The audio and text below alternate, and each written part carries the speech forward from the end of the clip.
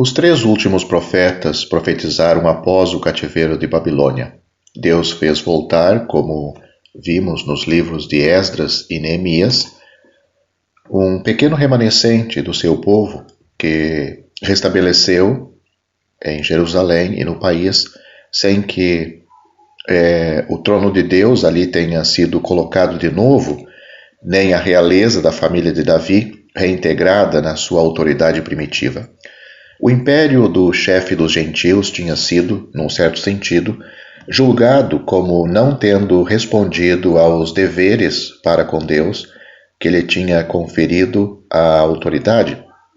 Mas um outro império, suscitado de entre os gentios, tinha substituído o primeiro, e embora sendo favorável aos judeus sobre a mão providencial de Deus que dispõe dos corações de todos, tinha ainda o povo de Deus sujeito ao seu jugo, ao jugo daqueles que não eram da aliança de Deus, ficando sempre estranhos às suas promessas, às promessas de Deus.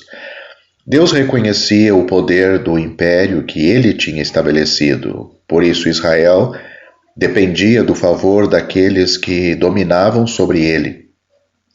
Causa dos seus pecados, que deviam confiar em Deus para os tornar agradáveis, adorando-o segundo os seus caminhos de misericórdia, até que o Messias viesse, que seria o seu Redentor e o seu Libertador.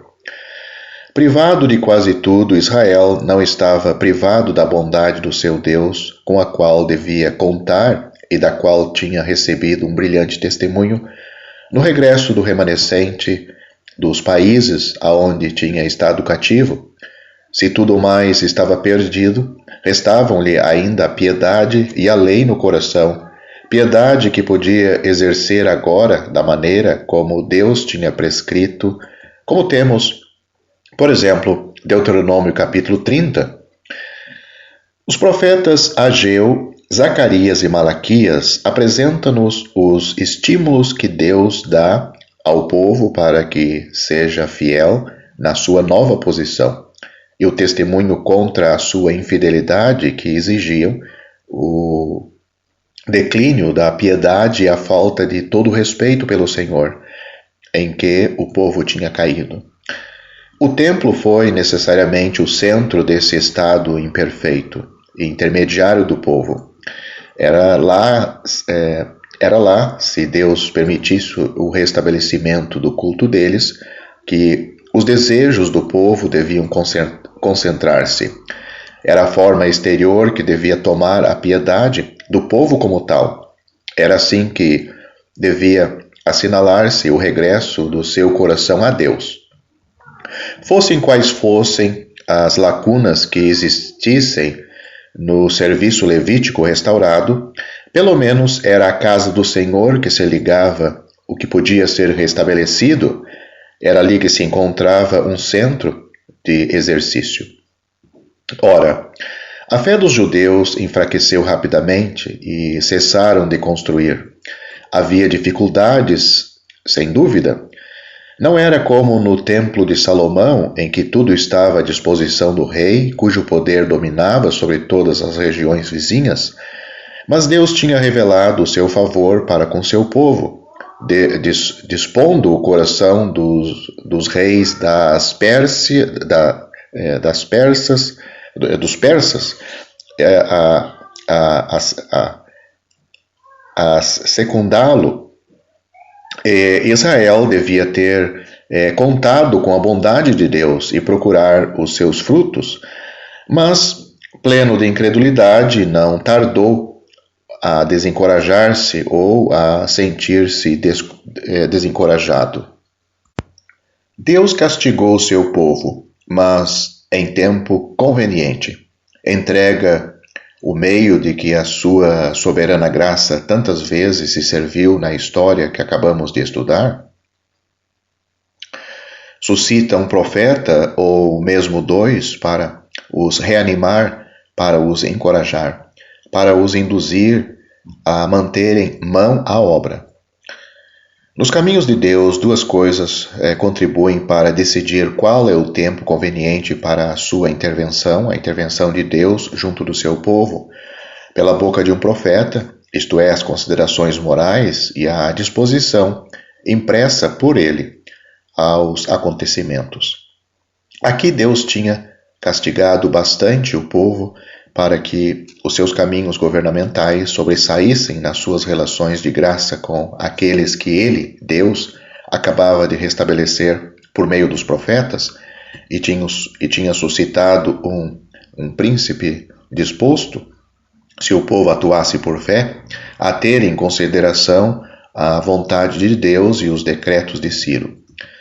Tendo assim preparado as coisas, moral e providencialmente, porque Deus faz contribuir todas as coisas para o nosso bem, envia o seu profeta para lhes estimular a coragem e a fé.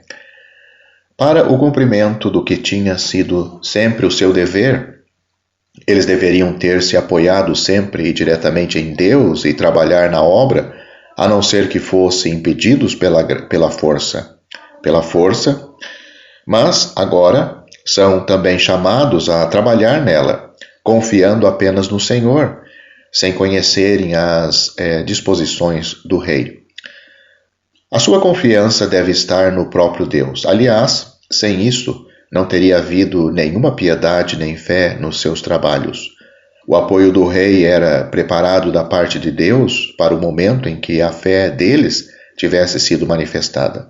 Com efeito, a dificuldade não deixou de surgir, mas estando a fé em exercício, eles continuam a construir, apesar dos seus inimigos, sendo dirigidos na sua resposta a estes pela sabedoria de Deus, e o rei põe ali a sua sanção. A dificuldade pode ser real, mas não é um obstáculo senão para a incredulidade dos nossos corações, porque a fé conta com Deus e faz o que Ele quer. As dificuldades são nulas perante Deus. A incredulidade encontra sempre as suas desculpas, mas são desculpas ilusórias. Elas não têm senão esse defeito capital, deixam Deus de lado. Ou seja, a incredulidade faz isto, né? O assunto de que Ageu trata é o templo. Tendo Deus trazido os cativos, estes ocupam-se imediatamente das suas comodidades, em vez de construir a casa do Senhor. Era, pois, tempo de construírem as suas casas? Havia bastante paz para tal. Aquilo não exigia fé. O mundo não se lhe tinha oposto. O profeta faz ver o efeito prático disso, os sensíveis castigos de Deus mesmo acerca dos seus interesses temporais. E por que esses castigos? Eles negligenciavam a Deus, abandonando a casa de Deus? Efetivamente, se tivessem pensado em Deus, a sua restauração teria sido o primeiro objeto dos seus corações. A restauração do templo, eles pensariam em restaurar primeiramente o templo. O povo, movido pelo temor do Senhor, escuta as palavras do seu servo, o profeta. Mas surge uma outra dificuldade para a fé, a penosa inferioridade daquilo que pode estabelecer o remanescente trazido por Deus do cativeiro. O que se faz agora não é nada em comparação com a manifestação que Deus tinha feito da sua glória no meio do seu povo no princípio. Tudo se ressente da queda do povo e do cativeiro que ele teve de sofrer.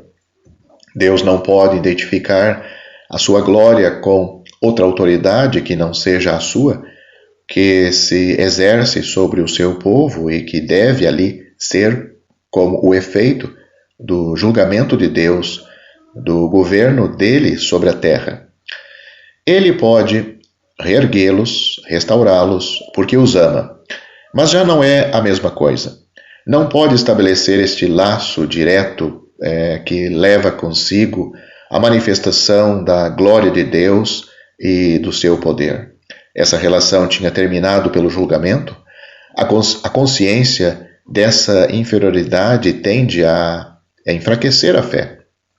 A graça de Deus responde a essa dificuldade pelo testemunho do profeta. É uma coisa bem dolorosa ver a ruína daquilo que Deus estabeleceu em bênção, e a fraqueza e a imperfeição daquilo que se eleva sobre essas ruínas, embora essa reedificação se opere pela preciosa graça. O profeta, sem se inquietar das disposições do rei, encoraja o povo, dirigindo os seus pensamentos para o próprio Senhor e fazendo-lhe ver que era o eterno Deus quem governava. Se ocupava deles, Deus se ocupava deles e queria que eles agissem em vista do que o Senhor era para eles e que se ocupassem da glória de Deus. Porque Deus queria, por muito fracos que eles fossem, estar assim em relação com eles. Mas o testemunho de Deus ocupa-se ao mesmo tempo do efeito natural da fraca aparência do que eles podiam fazer para Deus, porque Deus pensa em tudo o que diz respeito ao seu povo. Deus era tão fielmente ao seu Deus como tinha sido no mais belo momento da sua história. A própria prova disso era muito maior. Ele, o Senhor, estava com eles. Ele manteria a palavra que tinha saído da sua boca quando os fez subir do Egito. O seu Espírito, o Espírito de Deus, permanecia no meio deles. Não deviam, pois, temer. Ora, sustendo a fé desse fraco remanescente pela sua grande bondade, Deus vai muito mais longe. Se não podia manifestar-se no meio deles durante a sua queda e o estabelecimento de uma outra ordem de coisa, tempo viria em que ele, Deus mesmo, interviria pelo seu próprio poder. Ele agitaria tudo, pois a criação não podia suportar o peso da sua glória, e estabeleceria pela sua glória esse poder, e dela encheria a sua morada sobre a terra. Não só a terra seria abalada. Ela o tinha sido muitas vezes, mas também o inimigo que exercia o poder das trevas, que tinha sempre arrastado os homens a corromperem e a degradarem tudo o que Deus tinha estabelecido em bênção. Sentiria o poder, eles sentiriam, e o inimigo sentiria a poderosa mão de Deus. Porque agora o céu, a terra, o mar, a autoridade em cima, o que era organizado embaixo, toda a ordem estabelecida, tudo o que flutuava informe neste mundo, e todas as nações seriam abaladas. O objeto do desejo de todas as nações viria, e a casa que se reconstruía, no meio de tantas dificuldades, tão mesquinha na aparência, em comparação com a sua antiga glória, seria cheia de glória pelo Senhor. A expressão que eu dizia por o objeto do desejo virá é muito difícil de traduzir. Este é um texto que temos aí em Ageu. O objeto do desejo virá. Parece-me que, em vista do contexto, o que eu traduzi dá o sentido, e que o Espírito de Deus quis intencionalmente usar uma linguagem vaga tal que, quando o Espírito aprendesse o que verdadeiramente faria, a glória da casa abarcaria o Messias. O alvo da passagem consiste em assegurar que a casa seria cheia de glória, e enquanto espera, a glória exterior ser-lhe-ia concedida. A prata e o ouro pertenciam ao eterno Deus, e as nações em desordem, oprimidas e oprimindo-se umas às outras, não sabendo onde encontrar a felicidade, a força e a paz, só a encontrarão naquele que há de estabelecer a glória do eterno Deus, ou seja, Cristo, em Cristo, e dar a verdadeira paz. Numa palavra, só em Cristo encontrarão a felicidade e a libertação. Ele seria a glória da casa que esse pobre remanescente reconstruiria. A última glória da casa seria muito maior do que a primeira. Mas não é a glória da última casa, porque a casa é considerada como sendo sempre a mesma. Deus porá ali mais glória no fim do que tinha posto no princípio. E a paz do próprio Senhor terá ali a sua sede. É o que acontecerá nos últimos dias. Aquele que há de encher de glória é bem-vindo, mas ao fazer a paz eterna para as nossas almas, o mundo encontrava-se num tal estado que ele teve de dizer, o Senhor Jesus teve de dizer: não penseis que vim trazer a paz à terra. Não vim trazer paz, mas espada. Tendo comovido todas as nações, ele, Jesus, trará finalmente, vindo em glória, a paz à terra. Duas outras profecias terminam o livro deste profeta, referindo-se com todo o resto do seu conteúdo, ou seja, a casa. O povo que negligenciava o Senhor era como profano. O que é santificado não pode santificar as coisas profanas. O que é santificado não pode santificar as coisas profanas. Mas o que está manchado profana o que é simples fato de ele estar lá. Mas o que está manchado profana o que é santo, porque a santidade é exclusiva a respeito do mal. A presença do mal a destrói. A presença do mal destrói a santidade, pelo simples fato de ele estar lá, o mal estar lá. A não ser que a santidade seja de uma natureza tal que, pela sua própria existência, exclua tudo o que lhe é contrário, como é a santidade de Deus. Mas Deus, uma vez admitido e reconhecido, pode abençoar pelo poder da sua presença. Assim, desde o dia em que o povo procure reconhecer e realizar esta presença no seu meio, a bênção daí decorrerá. A segunda profecia volta a perturbar ao temor de todas as coisas. Então, o governador de Judá, herdeiro de Davi, seria como um selo na mão daquele que os abalaria, ou seja, nas mãos do Messias, as mãos de Jesus. Isto é dito ao mesmo tempo que Ageu encoraja o povo, ao qual se dirige, época em que, de fato, o povo tinha grande necessidade daquelas palavras.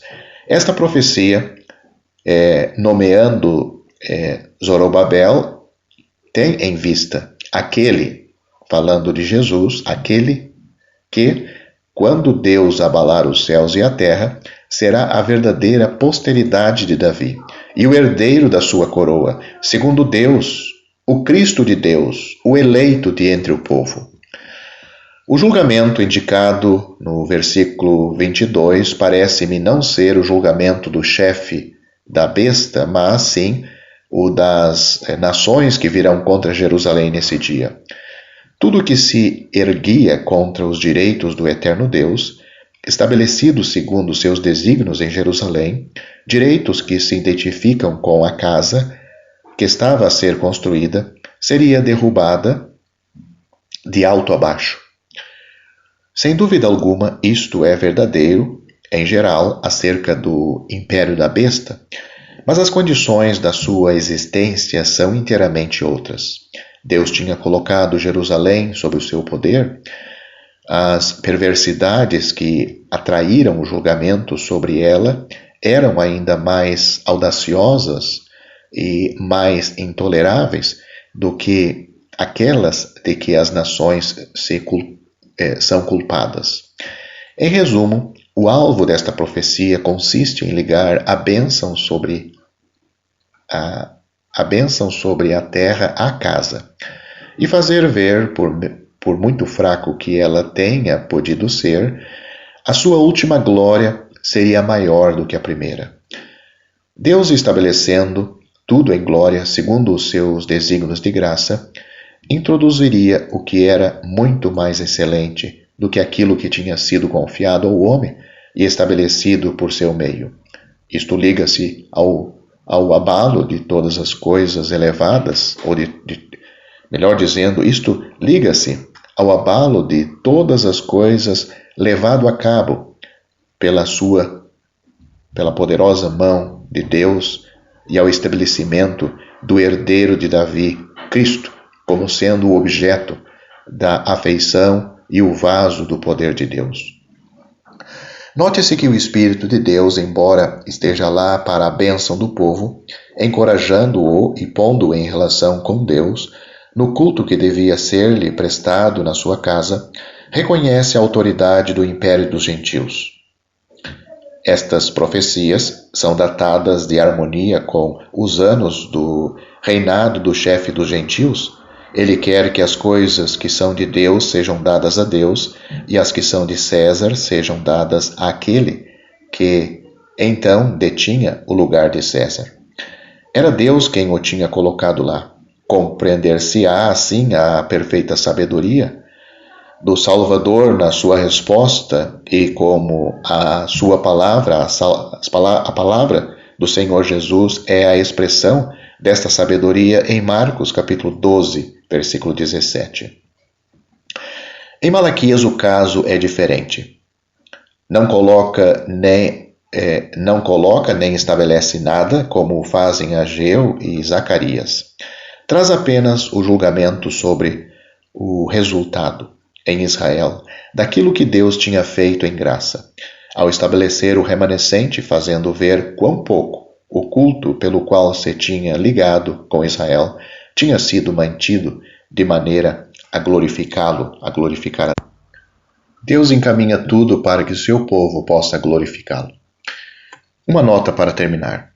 É notável que em Lucas, quando Cristo entra em Jerusalém, seja dito: paz no céu. Leia Lucas capítulo 19, versículo 38. A bênção sobre a terra não pode ser realmente estabelecida enquanto Satanás não for precipitado dos céus após a guerra final com as potências celestes. Até então a terra tem sido sempre corrompida e estragada pelo poder do mal ou pelas malícias espirituais nos lugares celestes. Depois tudo isso terá passado para sempre. Satanás poderá mostrar-se no mundo, se lhe for permitido, como um adversário, mas o seu poder celeste, como maldade espiritual, acabou para sempre. É o fim do chefe do poder dos ares. O seu lugar não foi mais encontrado no céu. Já estão disponíveis para leitura os comentários do Novo Testamento e do Antigo Testamento de João Nelson Darby. Estão nos formatos de livro, e-book, também aplicativo para o celular Android. Visite o nosso site www.palavrasdoevangelho.com.